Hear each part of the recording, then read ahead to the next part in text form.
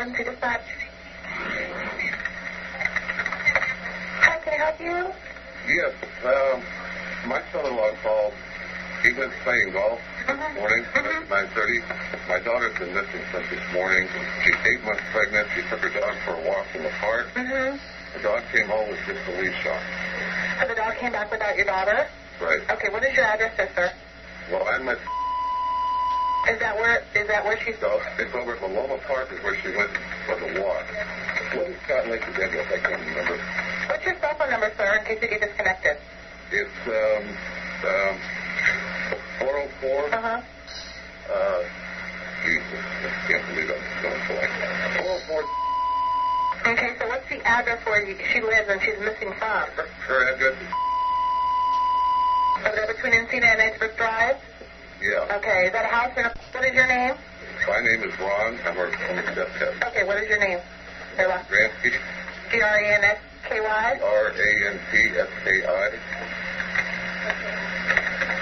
Her husband, Scott Peterson, is on his way over to the park to try to... What's your stepdaughter's name? Scott Peterson? No, your stepdaughter. Lacey Peterson. Lacey, P-E-T-E-R-S-O-N, right? P-E-T-E-R-S-O-N. And she's white, black, Hispanic, Asian? She's Portuguese and white. How old is she? She's 26.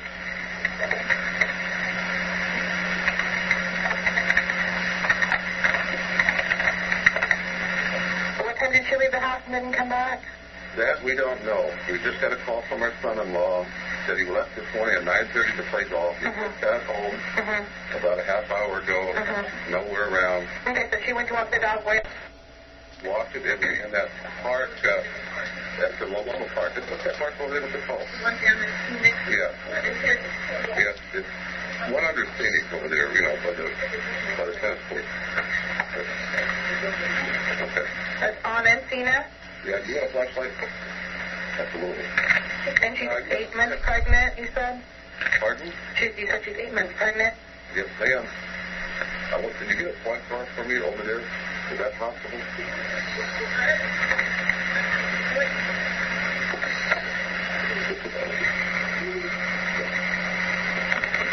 Is this over there at Dry Creek Park? I'm sorry, go ahead. Is that over there at Dry Creek Park? Yes, that's what it is.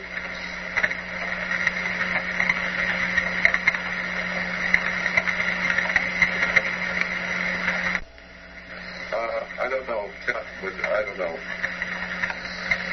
She's 8 months pregnant. There can't be that many people. She's got short black hair. She's about 5'1". Hold on, she's 5'1"? Yeah. Dark eyes. Dark hair and eyes? Yes.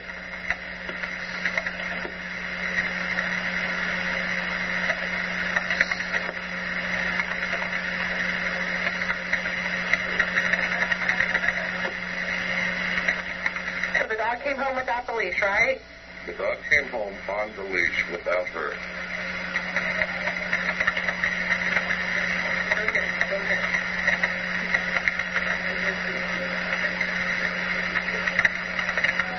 Okay, you're going to... So her husband's looking for her right now. Are you going to stay here at that... I'll stay here if I have, yes. If I have to stay here, So we're going to send an officer over there as soon as they're available. Okay, you're at right now. Okay, good. What's the phone number there, sir? Okay, my house number is... No, where you're at. Is that where you live at Markley Way? House. Okay. My house. What's your phone number? Okay, and her husband's name was? Scott. Scott Peterson. Do you know what he's wearing? No, he just called me from the house. I have no idea. He's walking, he's going over there looking for him. He's not in golf school. Okay. What's her home phone number there? Her house number? It's Okay, we'll have someone out there as soon as they're available. let me give you the cell phone. He might have his cell phone with him. Okay. Okay, we'll have someone out there as soon as they're available, Ron. Hello? Yeah. Okay, we'll have someone out there as soon as they're available. Okay. Okay? Okay. Thanks. Bye-bye.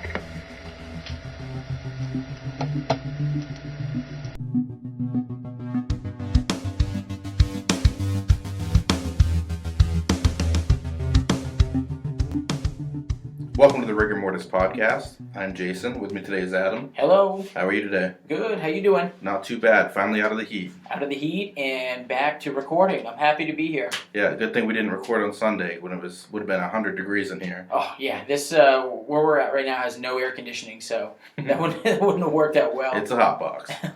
So what are we doing for a story today? Well, we are doing Scott Peterson. Scott Peterson. Which one is this? Well, that's funny because Scott Peterson is a very unlucky name to have because there's two that come to mind right off the bat. I think with most people, we are doing the story on Scott Peterson and Lacey Peterson, Okay. and not the story on Scott Peterson and the staircase. I feel like I remember this story from my childhood.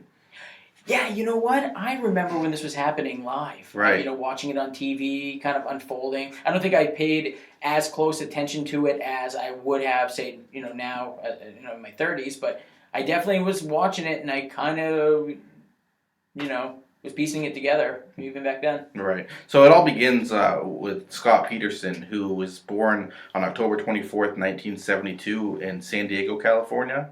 His dad, Lee Arthur Peterson, was a businessman who owned a crate packaging company, and his mother, Jackie Helen Latham, owned a boutique. Great. They actually had six children from previous relationships, but Scott was the only kid together. Wow. So it was almost like like a Brady Bunch kind of setup. Right. I wonder if almost he felt like an odd man out. Maybe, but it did sound like they're almost living that American dream. They own their own businesses, they got a family, they're doing the thing. So he safe to assume he had a great childhood. Yeah, and I think growing up in San Diego, I think that his dad kind of taught him to play golf at an early age, so that was one of the hobbies that they shared together. Scott played a lot of golf, and by the age of 14, he was even able to beat his father at the game. That's pretty impressive. I don't know if I could beat my dad now. Yes. And for quite a while, he had dreams and aspirations of becoming a professional golfer himself. Oh yeah, and wasn't he high school and college teammates with Phil Mickelson? Yes. One of the better known pros right now. Yes. Yeah, they were enrolled in college together. Scott went to Arizona State University where he actually was going to major in international business, but he actually changed his major later on to agriculture. That's correct. That's kind of a huge change. I would think that's pretty big, but I guess in California with all the wineries and the farms and stuff, agriculture is not a bad gig in that state. That's what I was thinking too, and I think specifically the area of California where he's from, it's heavy into that kind of stuff, Right. farming and such. And from what I understand, he was a good student. Most of his professors who taught him described him as a model student, good grades, good behavior, good attitude. Yes, and after he left Arizona State, he transferred to, was that Casa? Case to college. We'll Case go to with college, that. yes. And this is in San Luis. Later on, he actually transferred to Polytechnic University from California. So he's a well-educated man. Yeah. I mean, what do we know about his future? Well, he used his degree, which is an unusual thing for a lot of people. He did get into agriculture. Impressive. Did he end up meeting anybody in college? Yes. Well, in the short-term future, he would meet what everybody would assume to be the love of his life. Lacey Denise Rocha. Oh, okay, Lacey Rocha. Lacey Rocha, yeah. Okay. When was she born? Well, she was born May 4th, 1975, to Sharon and Denise Robert Rocha, who had met in high school and owned a dairy farm west of Escalon, California. So another nice family, high school sweethearts, grew up with, like you said, the American dream. That's what it sounds like to me so far. Now, Lacey worked on the farm at a young age, and she enjoyed gardening with her mother. These were activities that she would develop throughout her life. Oh, okay, so that's kind of interesting. It's not abnormal for kids to be outside, but to be actively involved in gardening and farming and stuff like that, especially for a young girl, that's pretty impressive. Yeah. Probably instilling a good work ethic in her. For sure. I would assume, just based off of what we know about Lacey and Scott, they both had great work ethics. Right. So high school sweethearts, unfortunately, didn't last. Her parents got divorced when Lacey and her brother Brent were young, and Sharon and the children moved to Modesto, California, but the children still visited their dad on the dairy farm at the weekend. Now, Sharon eventually remarried Ron Gransky, and this becoming Lacey's stepfather. Right, and it sounds like she spent most of her time there, so almost took on a father figure type of role for her. He definitely struck me as the kind of guy, being a stepfather that cares. You know what I mean? Right. And Lacey, from a young age, was described as a beautiful girl. She was a cheerleader in her high school, and actually went to California Polytechnic Institute to do cheering as well, I believe. But she also tried to major in ornamental horticulture. Interesting. And this would be where she met Scott. Right. She met Scott while she was at California Polytechnic. Sometimes she would visit her friend who worked at a restaurant in Morro Bay, which was called the Pacific Cafe. That's where she met Scott. I believe it was mid 1994.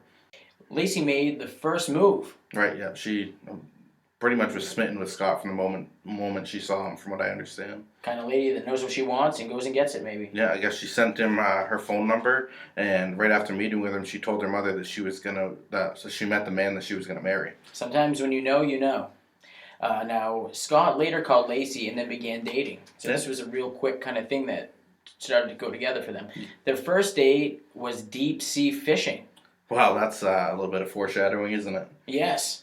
Now, this actually on this trip she got seasick, so maybe not her thing. Yeah, I guess I don't know if you've ever been out on the deep sea, but pretty common for people to become seasick. But what a good first impression to spend your whole first date just throwing up. I know, right? I wonder if he's gonna call me back. Yeah, I guess as their relationship started getting serious, he actually put aside his dreams of playing professional golf in order to focus on the business path, try to build a career for them. That makes sense. And after a couple of years of dating, they eventually moved in together. Well, that's a couple of years. That's pretty uncommon. People move in with each other so quick these days. Yeah, right. I don't advise that. Yeah, while he finished up his senior year, Lacey took a job in nearby Prunedale. Around this time, Scott engaged of one of his first two affairs. Wow. Okay. Not being very faithful to her at this time. Interesting. After Lacey's graduation, the couple married at Sycamore Mineral Springs Resort in San Luis Obispo All right. County. This is a tough one for me, man. This was on August 9th of 1997. Okay, so they got married about 3 years after they got together? Yes. Okay. Peterson actually graduated around this time with a Bachelor of Science degree in his agricultural business, which was in 1998, so shortly after their wedding. So things are really coming together for these people. Yep. Yep. And, I would think with agriculture, I believe he was able to get a job as like a fertilizer salesman or something like that. Yes. Yeah, very interesting. He got that, but I believe prior to that, Peterson opened a sports bar. Yeah, him and Lacey, right? Yes, yeah, which that would be my American dream right there, right? No kidding. Called The Shack. The Shack. Sounds great. Well, it was, from what I read, the business was initially kind of slow, which is common for a new business. But I guess they decided it wasn't going well, and they decided to move to Lacey's hometown of Modesto, California, and they actually sold the shack in 2000. In October of 2000, they purchased a 3-bedroom, 2-bath bungalow house for $177,000 in an upscale neighborhood near Loma Park. That sounds like a good deal in that area. That's what I was thinking too. I mean, hey, good for them. Absolutely. So his job must be paying well. After Lacey graduated, she actually took a job as a substitute teacher, and Scott got a job with TradeCorp USA, which was a subsidiary of a European fertilizer company. Yes, and he was doing very well. With this job, it came with a salary of $5,000 a month before taxes. That's pretty good money in this time, about $60,000 a year. Yeah, sign me up, right? Yeah, definitely. That's I'll play in the probably dirt. twice as much as I'd make. Yeah, that's awesome. So easy enough to say that I think things are going great for this young family until they announce even bigger news. Really? Yes, in the year of 2002, she announces to her family that she is pregnant. So this sounds like their goals all coming true. Everything's coming together for them. And that her due date at that time was February 10th of 2003. Now, I don't know how they come up with these due dates. Right, because they ended up changing it after to February 16th, 2003. They adjusted the due date during her second trimester. So I'm sure it's not an exact science. It's mostly based on size and things like that. Yeah. The couple had planned to name their son Connor. Oh, that's a nice name. And in November 2002, when Lacey was 7 months pregnant, Scott was introduced by a friend to a Fresno massage therapist named Amber Frey. Oh, wow. So he's still out meeting women, even though he's got a pregnant wife at home. Yeah, I don't advise that to any of you male listeners here. Not a good move. In later public statements, Frey said Scott had told her that he was single, and the two of them began a romantic relationship. The last time Scott's parents saw Lacey was 3-day weekend they spent together in Carmel, California, the week before Christmas of 2002. So he doesn't sound like he was too close to his family. I mean, I know they moved to Modesto, but it sounds like, I hadn't seen him in almost a year. Yeah, kind of weird, isn't it? Now, interesting that he's lying to Amber Frey, saying he's single. I mean, I can't imagine having the time for 2 relationships, to be honest with you. But you know what? This guy, he didn't seem to be one to care about any of that or to think about any of that kind of stuff. The more you look into him as the story goes on. It's kind of a dirtbag, honestly. Yeah, and like a lot of people, he's going to tell her whatever it's going to take to be able to get some kind of a relationship with her. Right. Hey, I'm married and I've got a kid on the way. Isn't really a huge pickup line for a lot of women. That's true. I'm definitely not on the market. You know what I mean? So this, I guess, takes us to the actual event of the story now. It would be the disappearance. The disappearance of Lacey, yeah. Yes. The last 2 people known to have spoken to Lacey before she disappeared were her half-sister, Amy Rocha, and her mother, Sharon. Right. It was on December 23rd of 2002 at 5:45 p.m. Lacey and Scott went to Amy's workplace, which was called Salon Saloon, where Amy cut Scott's hair. I guess she did that like every month. Yeah, so she did a couple of little odd type jobs, I guess you could say, and this happened to be one of them. As they spoke, Amy said Scott offered to pick up a fruit basket that she had ordered for her grandfather as a Christmas gift. Right, and he was going to pick that up the next day because he said he was going to be playing golf at a course nearby anyway. Yeah, so kind of on the way, sort of thing. Yeah, I guess he had told quite a few people that he was going to be playing golf on Christmas Eve, which comes into play here. But later the evening of the 23rd, Sharon actually spoke with Lacey on the phone around like 8:30 p.m. Well, I wonder if Scott was around. That's a good question. Kind of an interesting thought there, huh? After Lacey went missing, Scott told police that he last saw his wife around 9:30 a.m. on December 24th, Christmas Eve. Right. When he left to go fishing at the Berkeley Marina. Now, this is not what he had told. Right, he had told several people he was going to play golf on that day. Just hours before. And now he's deciding to go fishing. Now, it's not a crime to change your mind as to what you're going to do. Not at all. There's a lot of times that I want to go fishing and I end up doing things I don't want to do. Right, and he tells detectives that when he left, Lacey was watching a cooking television show and was preparing to mop the floor, bake some cookies, and walk the family dog at a nearby park. Interesting. And there were some people that had seen her, or supposedly had seen her walking the dog at around the time of 10:30 a.m. Yep. On Christmas Eve, when all this happens, Lacey's 7.5 months pregnant. But on that morning of the 24th, her neighbor, Karen Service, stated that around 10:30 a.m. she had found the Peterson's dog, which is a golden retriever, and returned him to the Peterson's backyard. So the dog was just kind of roaming around with the leash around its neck, but nobody with it. Yeah, and that's just a typical neighborly thing to do. And sometimes dogs get out. I mean, the dog was muddy and such, but whatever. Bring the dog back. Don't even need to really talk to the neighbors. Right. From what I understand, this is a very nice neighborhood where the neighbors all probably know each other and kind of keep an eye out for each other. Yeah, that would be my guess also on that one. Now Scott said he had returned home that afternoon to find the house was empty. Scott told Lacey's mom that he found Mackenzie in the backyard, though she said later that he denied this. Now, Mackenzie's the dog. Right, so he's saying he didn't find the dog in the backyard? Right. Well, first he says he does, and then he says he doesn't later. Right. I wonder what the benefit of that is. Right, that doesn't make much sense. Yeah. But what's interesting here is that her 1996 Land Rover was in the driveway, and I believe her cell phone and her purse were there as well.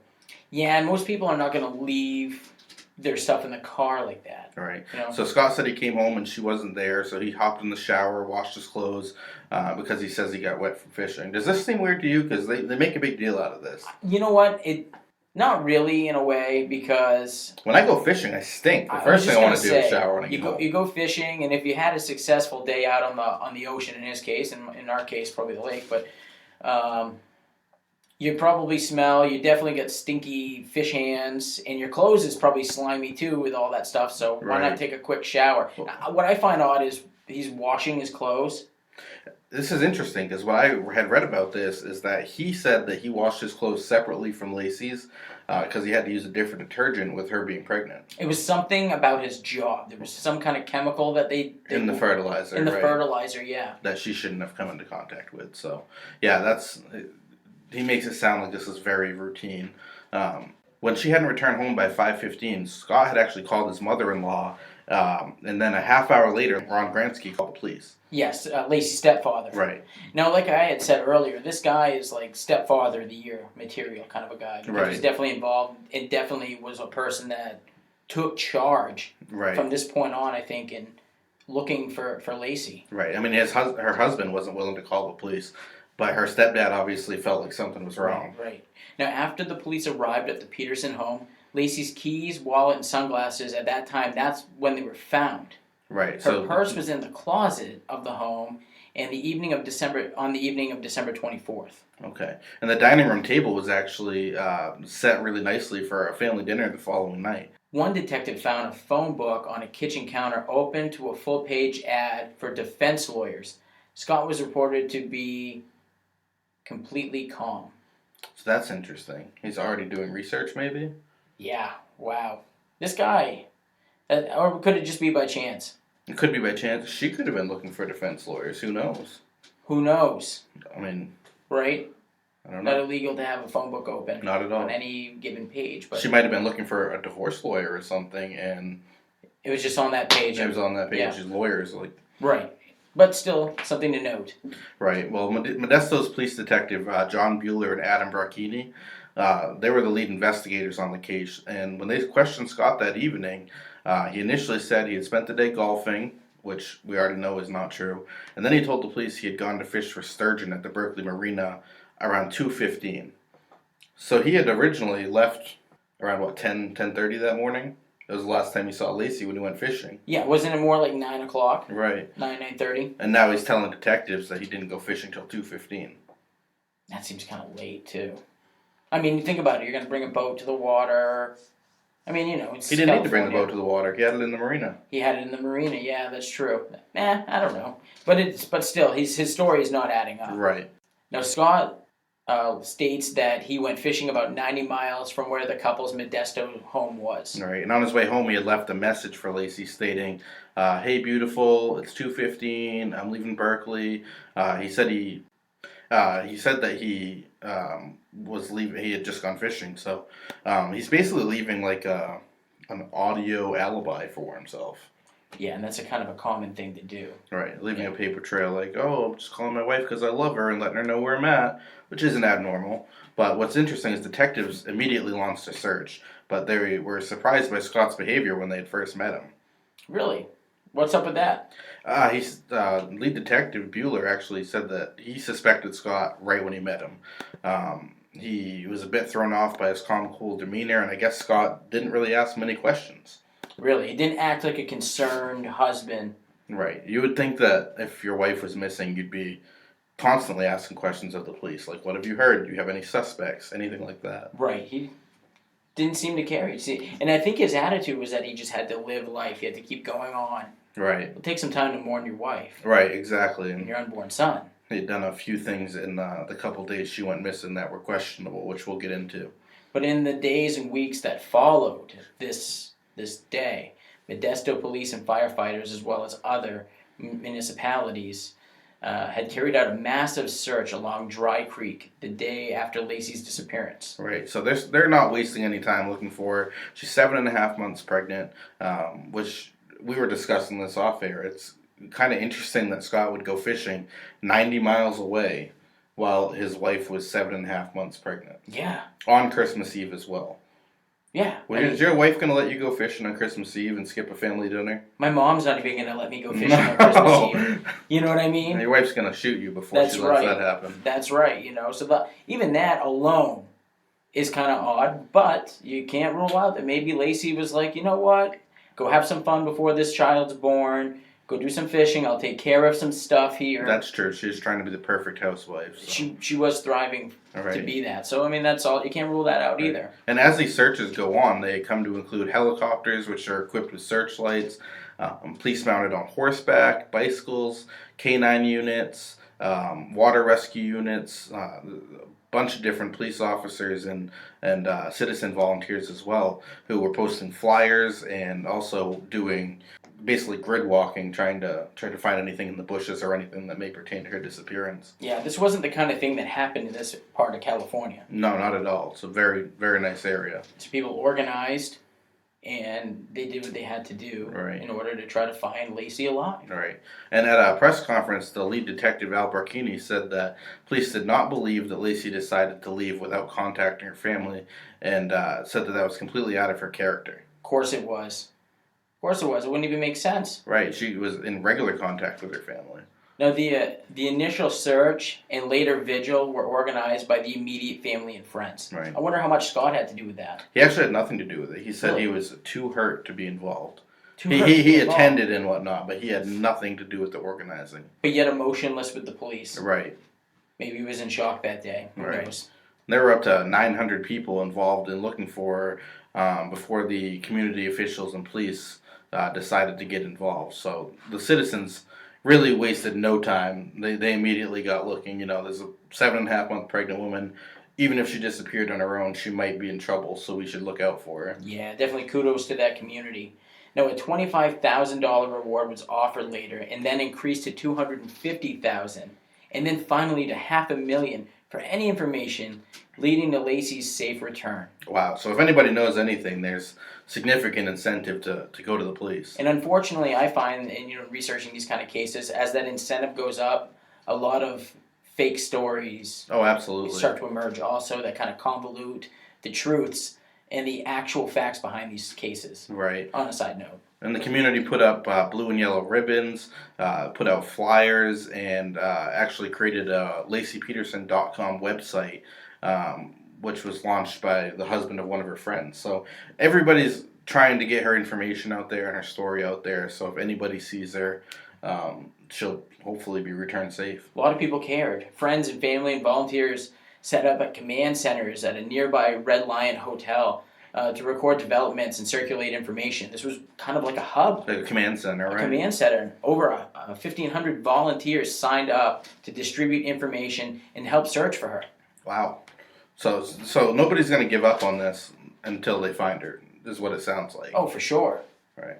Dedicated. And this is unfortunately where it takes a turn. On April 13th of 2003, a couple that was walking their dog found the decomposing but well-preserved body of a late-term male fetus, which was in a marshy area of the San Francisco Bay near Point Isabel Regional Shoreline Park.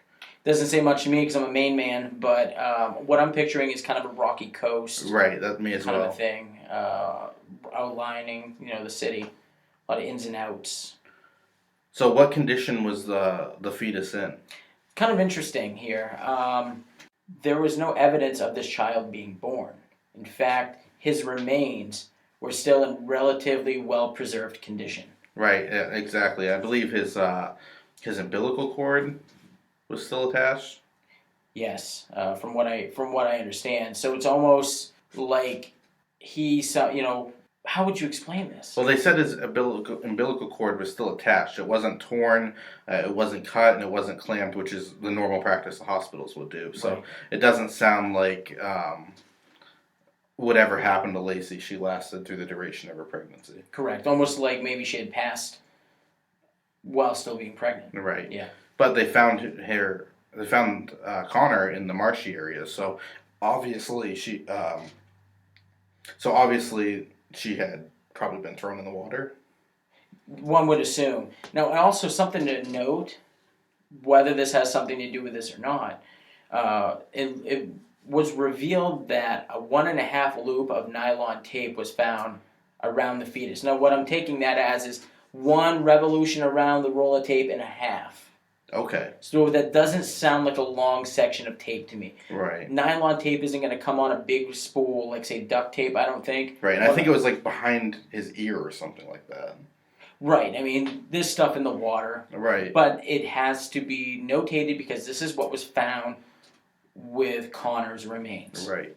And unfortunately, a day later, another passerby found the body of a recently pregnant woman. She was wearing beige pants and a maternity bra, which was what Lacey was wearing when she disappeared.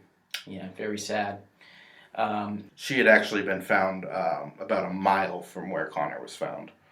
Yes, good point. Good point. They could have been dropped at the same area if, assuming that he was born, but there's no evidence of this. What there is evidence of, and especially in Lacey's case here, is maybe some kind of a drowning or disclosure of a body because her appendages were not connected to her torso.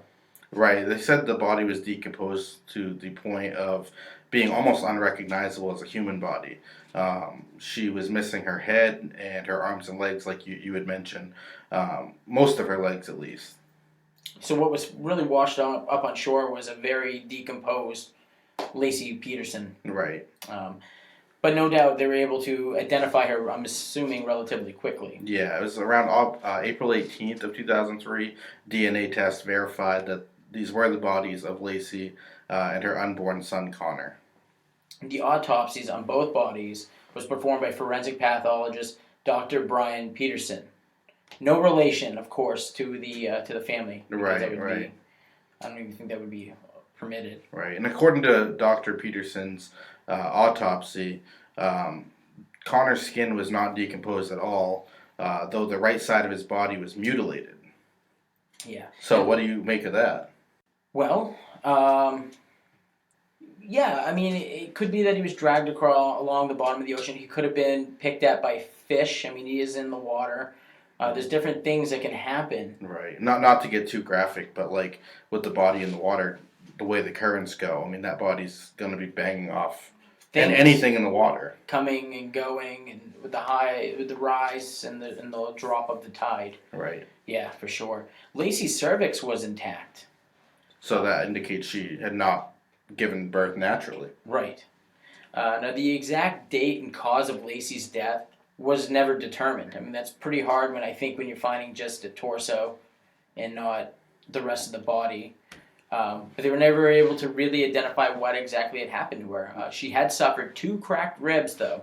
Dr. Peterson could not determine if this had occurred before or after her death. Right. Like, same thing, again, the body banging off the rocks, and she was found on a rocky area, so. Right. Or, on the flip, it could be that she was attacked. Absolutely. So, anything in between.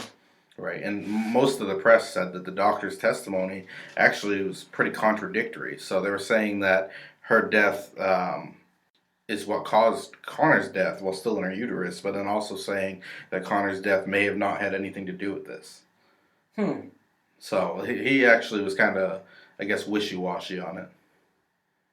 Interesting. I wonder why. Well, you know what? He's probably wishy-washy because there's so much that's hard to determine, given what he had to deal with, what he had to work with. Right. So, but to kind of recap before we get into this investigation, we have 3 weeks later, the remains are now being found. 3 months later. 3 months later. I'm sorry, I said 3 weeks. 3 months later, everything's coming out now. So I wonder what this is doing as far as Scott. Right, and you know, anytime somebody goes missing, spouse or ex-spouse and family and friends are usually the first people they look at. Of course, and they're already kind of keeping a close eye on Scott, and I'm assuming that during the investigation they're really watching this guy. Right, and there's actually noted that he had numerous extramarital affairs, so that's not looking well in his favor. And Lacey had actually known about one of them. Really, huh? So again, this kind of goes back to the lawyer thing. She could have been looking at divorce lawyers. Very interesting. But as this is going on, one of the, I guess you could say, mistresses that we had brought up earlier, Amber Frey, she's watching all this unfold. Right, on TV. On TV. She's a single mother that he had began the affair with when he met her in October. And he's the one who said, he was single and he was looking, and actually told her that he should put a horny bastard name tag on him to help him meet women. Oh, yeah. Women love that. Women love that. Nothing like being treated like a piece of meat. Yeah, no, I don't advise that. though she was attracted.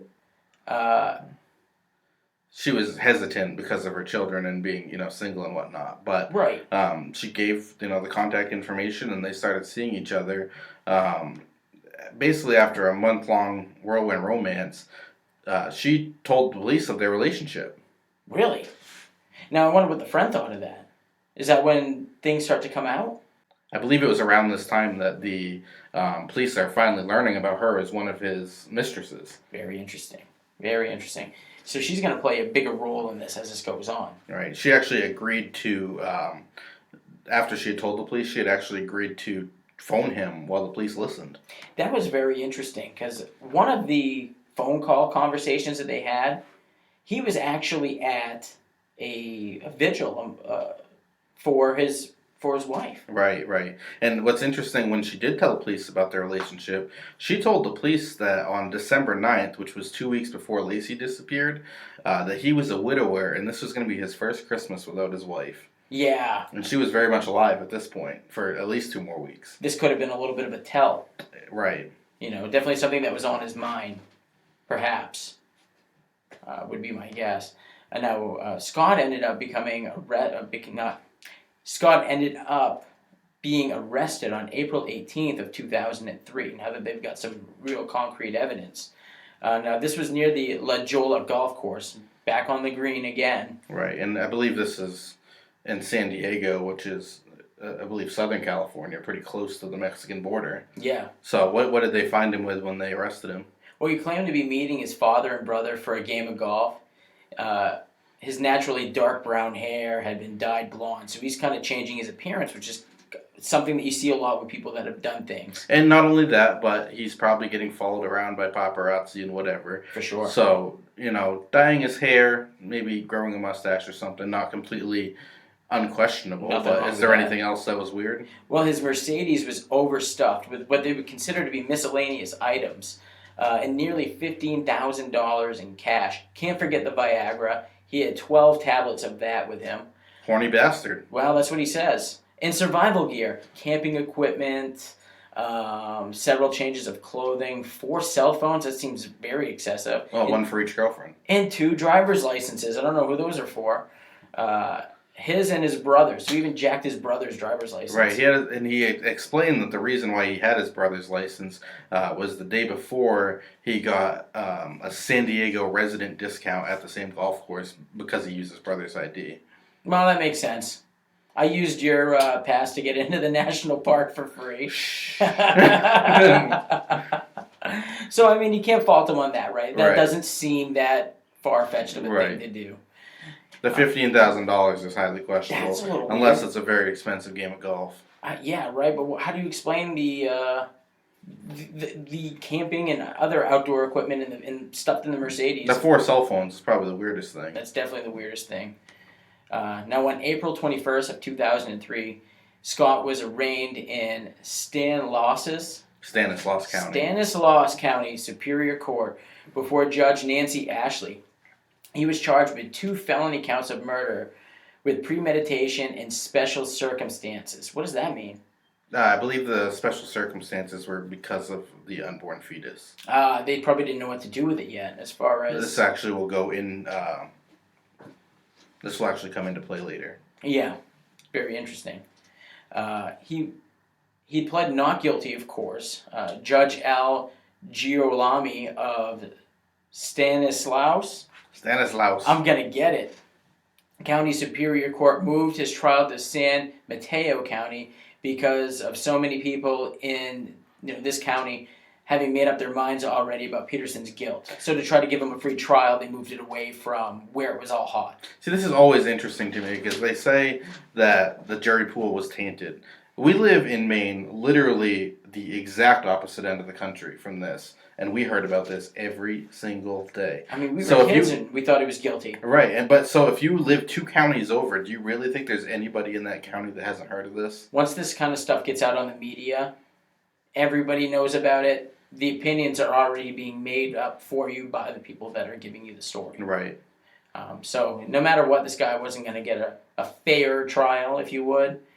But now some of the interesting evidence is about to come out in this case, and some of this fair trial, as far as people might having a disposition as to if you're guilty or not, this stuff here that's about to come out, you can't make it up. Right. And most trials, you need an abundance of forensic or physical evidence to get a conviction. A lot of times they won't take you to trial if they only have circumstantial evidence because it's easier to fight. But if you've got enough circumstantial evidence where you can connect those dots. Right. But in this case, what's interesting is there was only one piece of forensic evidence that was ever identified. Really?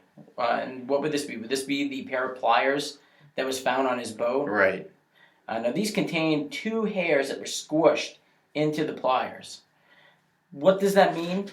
What are we saying here? It's hard to tell. It's hard to tell. They're saying that Lacey obviously was on his boat because there's pliers with hair. But, I mean, we both have women in our lives. Hair is everywhere. Hair is everywhere. I probably have my wife's hair on my office desk or on my office chair. Could be contact. It's his tools, and a lot of people would say, well, what's Lacey doing around his tools? Maybe nothing. Maybe the hair was on him. It transferred to the tool. He used the tool. Doesn't necessarily... His toolbox could have been at home for years before he decided to bring it on his boat. She may have used it several times. And this boat was a new purchase. Right. So who knows? I mean, it definitely wasn't on the boat for years. He just got the boat not that long ago. Right. So that was really the only forensic evidence. But as far as circumstantial evidence, the prosecution presented evidence, how Scott changed his appearance. He purchased a vehicle using his mother's name in order to avoid recognition from the press. And my favorite one is he added 2 pornographic television channels to his cable service only days after his wife's disappearance. So he had to have known she wasn't coming back. Horny bastard, like he said. Wow, that's bizarre, dude. It's a very questionable thing to do 2 days after your wife disappeared. Dude, in 2 different ways. Let's just say, because there's really two sides of the coin here. He did it or he didn't. Now, if you killed your wife, how are you thinking about that? Pornography, right. Or if your wife is missing, and your pregnant, beautiful wife is missing, how are you thinking about that? Right, so he obviously had some sort of motivation there.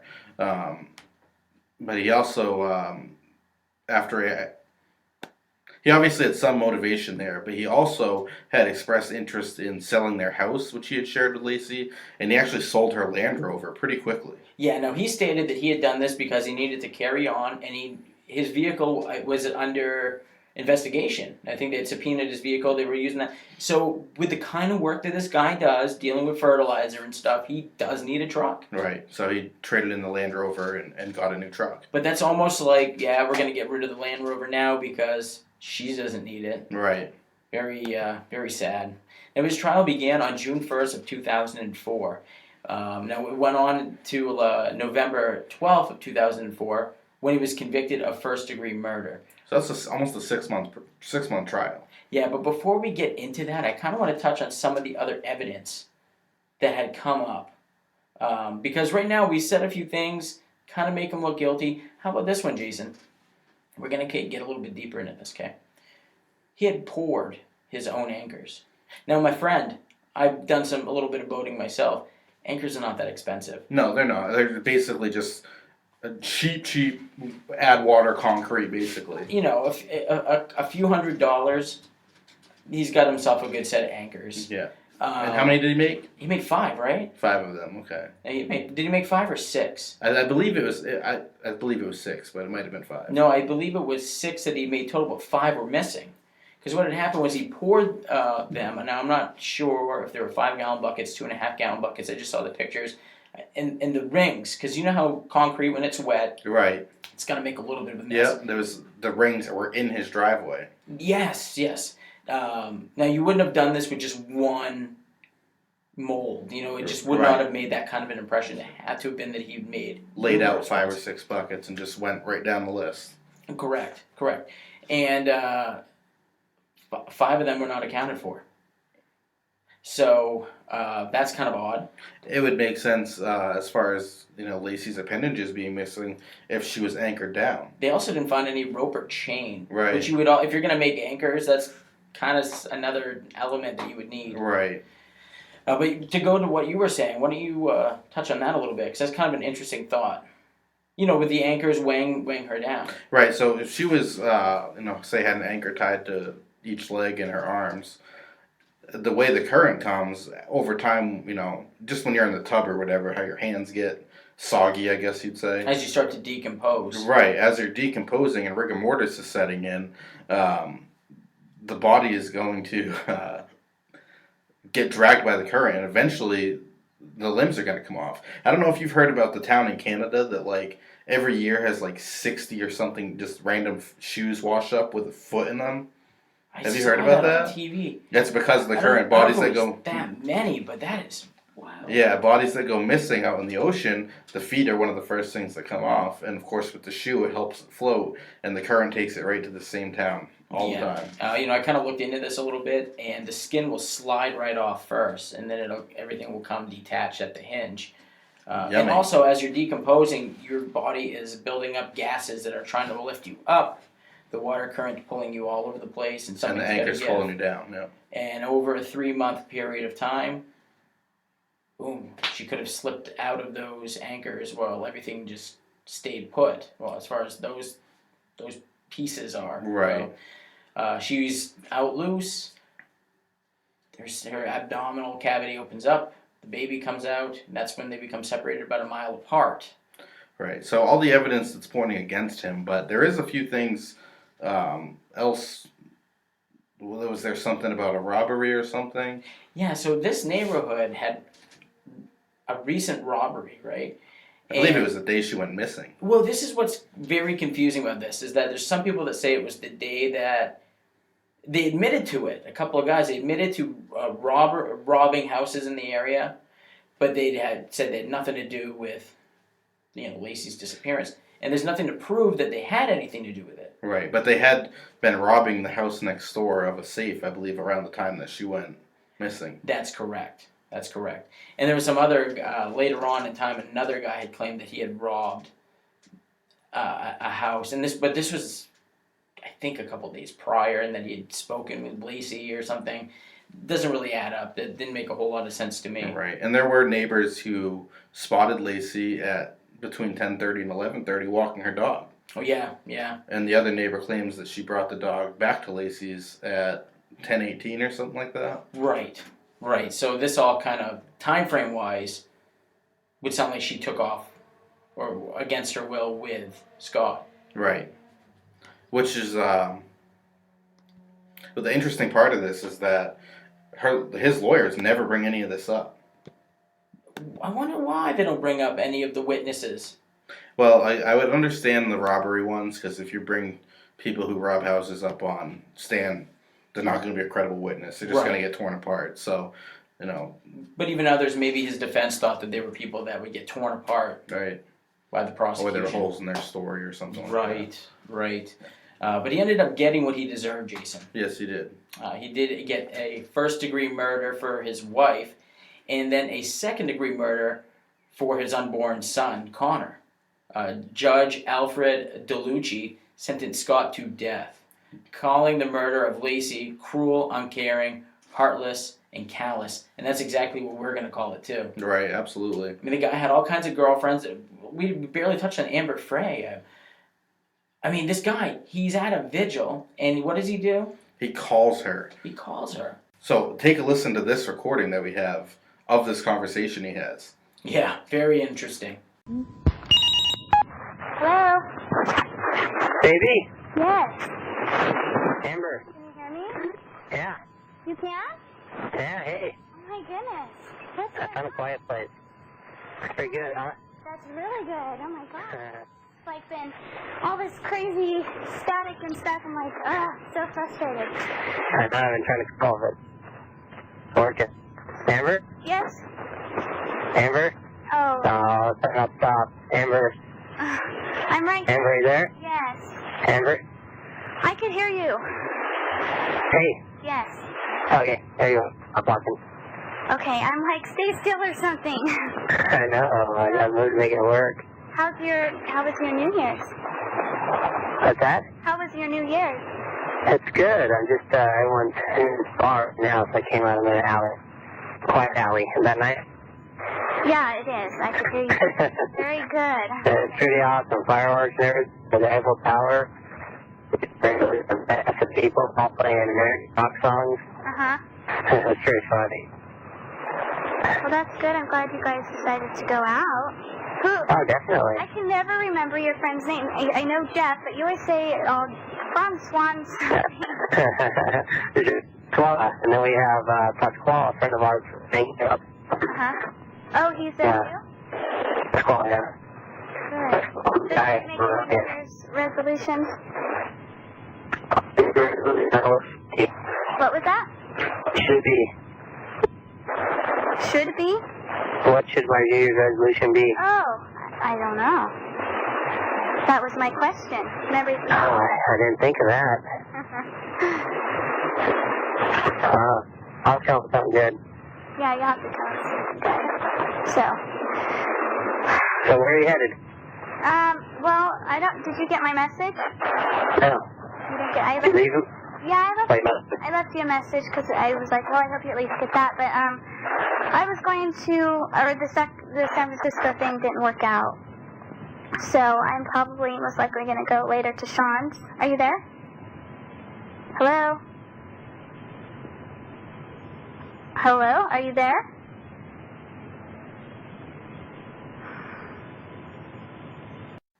So he doesn't sound like a very concerned husband to you. Not at all. That is not. He's ordering porn channels. He's at a vigil for his missing wife and calling his mistress. He doesn't seem like a caring husband just by going fishing on Christmas Eve alone. No Just kidding. Throw the whole craziness aside, which he obviously did. Right. And of course, the jury found him guilty as well. Absolutely. He is doing his time at San Quentin prison, state prison. He arrived there on March 17, 2005, and he's there with about 700 inmates on California's death row facility. Wow. So he's just waiting his time. He must be filing his appeals and this and that, getting denied, but more or less, you probably won't hear much about Scott Peterson. Right. His initial appeal was denied, and then in 2015, his defense filed a habeas corpus petition, which was claimed that a juror lied on her application and that there was evidence to say that Lacey was seen alive by her neighbors after Scott had left. But his lawyer dropped the ball on that by never calling those witnesses. Yeah, and like we said earlier, he probably had his reasons for that. Right. What's interesting is there's been a lot of quote-unquote Lacey sightings. People have had over 74 reported sightings in 26 different states and other countries, which stated that they saw Lacey Peterson alive. Well, that's just what's going to happen when you start bringing up like a $500,000 reward for stuff. People are still pulling at that. Not only that, but sometimes you just see what you want to see. I mean, I don't want to say that she looked normal, but she looked normal. She was a brunette, normal body type. There was nothing about her that would stand out where if you saw her, you'd know it was her. I mean, Yeah, right. If you're overseas and you see a brunette about her height and maybe her hairstyle, you might think, holy crap, that looks like Lacey Peterson. Right. But just kind of fit in with the crowd around here. Right. But that's pretty much that on the Lacey Peterson, Scott Peterson story. It did bring up one kind of interesting change in law, though, before we let this go. It did. The Supreme Court actually passed what's known as Lacey and Connor's Law, or the Unborn Victims of Violence Act, which states that under federal law, any person who causes death or injury to an unborn child while committing a crime upon a pregnant woman will be charged with a separate offense. So I think that kind of gets rid of the special circumstance That he and kind had. of gives the unborn victim a little bit of a voice for themselves. Yeah. Which is good, which is Right. great. Absolutely. You hate to see these kind of events happen to bring this kind of change out, but unfortunately, sometimes that could be the only silver lining in a story like this. Right. Well, I guess this would be a good point to thank everybody for listening to the Rigor Mortis podcast. Yeah, and check out the social medias. Yes, and we look forward to tuning in with you soon. Bye-bye. Bye. Hey guys, we're not hard to find. You can find us on Facebook, Instagram, Twitter at the Rigor Mortis Podcast. Yep, and also our email, therigormortispodcast@gmail.com. I love the emails, guys. While I'm on my lunch break at work, this is something I look forward to reading. So please keep me entertained and keep our inbox full. Yes, absolutely. Let us know if you love the show. Let us know what we can improve on, and if you have any other suggestions for us, we'd love to hear those as well. Yeah, we definitely love listener suggestions. Keep them coming in. We've gotten great feedback so far. Absolutely, and we have our most important probably social media would be the Rigor Mortis Podcast Patreon page. Yes, please take a look at our Patreon page. We're an independent podcast. We don't have a whole lot of money to do this. We're kind of doing it as a passion and a hobby that we want to pursue. Absolutely, and every minute we're out here working on this is one more minute that our wives are getting upset with us. So. Yeah, so please help us justify that to our wives, as well as help us to grow the show.